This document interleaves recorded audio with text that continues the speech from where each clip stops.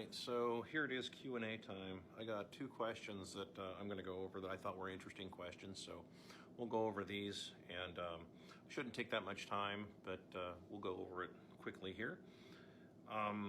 So the first question says, hey, I agree with you on the points you made on the USD and the currency, and this first question is pertaining to commercial real estate. So a video I did on commercial real estate talking about the converting strip malls and other commercial properties into livable residences. And what he says is, like, I'm seeing about 15% could be done turn into that. Do you think that would be what would be the best plan, to demo them or make them, into multifamily? Okay, this is an interesting question. And my short answer on that would be to not really do anything, would be to really let the banks and the commercial landlords eat it on this, because nothing teaches a lesson better than losing huge amounts of money. And I say this as someone who's lost huge amounts of money in his life, vast sums of money that I've lost, and I learned a lesson from every one of them. And if you keep preventing these people from learning these lessons, right, these landlords, these bankers, etc., then you just get this. You get this disaster, this bullshit that we live in right now. Everybody here is neck deep in shit as a result of this. And it's because of that. It's because these people in 2008 didn't get to learn the lesson they should have learned, right? We all know that. Anybody who was there, for those of you who are too young to remember this, but in 08, there was the so-called financial crisis. It wasn't a crisis for 99% of Americans. It was not a crisis for them at all. It was a crisis for a handful of people who had overbuilt, overbought, overpriced, overlent, overprinted, they went too crazy with all of it, and they were supposed to lose everything. They shouldn't have been bailed out, and they would have lost their yachts, or maybe they would have had to downgrade from a 114-foot yacht, down to maybe a 60-foot or something like that. They wouldn't have been able to have, a Gulfstream 650. They'd have had to stick with a Gulfstream 4 or something like that. Anyway, so that's what should have happened, but we didn't let that happen because they were too big to fail. That's where that whole thing came from.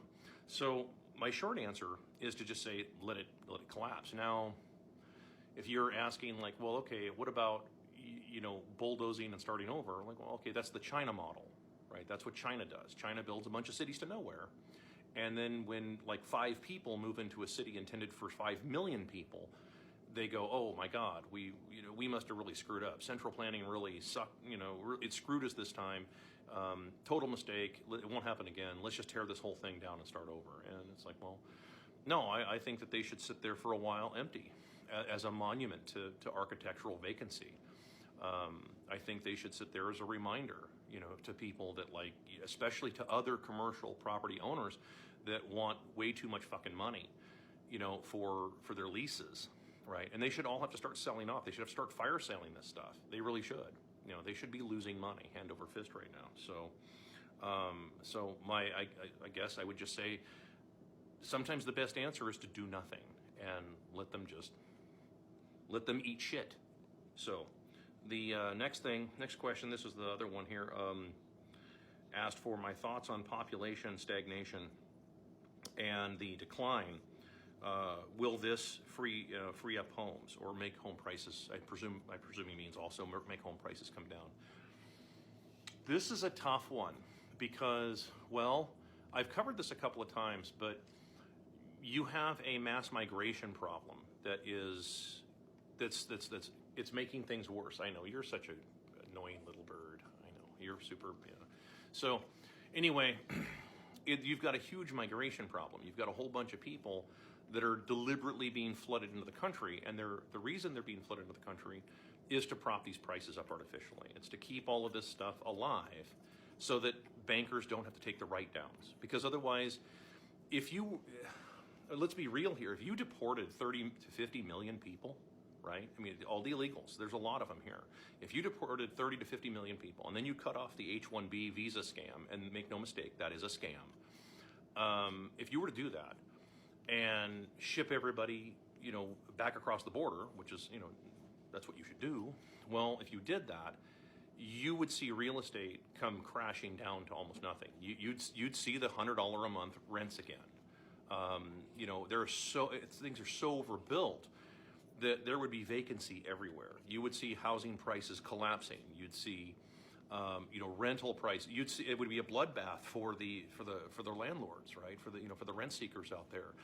That's what would end up happening with them. So I know that I get a lot of questions on real estate, and you know, I try to answer some of these, even though I'm just answering from my perspective. I'm answering from what I'm seeing, right? This is just what I'm watching happen.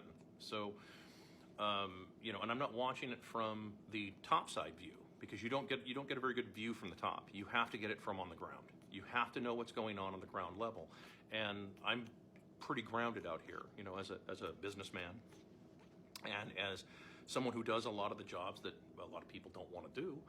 Well, that's what ends up happening. So I see all this stuff, and I see the amount of immigration that's happening, and I don't think that you're going to see those prices start dropping drastically until and unless there are these deportations that take place, and I don't think they're going to happen. I don't think there's any politician that you will vote for. I think that they can virtue signal all they want about how they're going to close the border and they're going to do this, and they're like, you need to start maybe asking them, you know, really important questions like, okay, well, you know, what's your plan, Mr. Politician? What precisely are you going to do?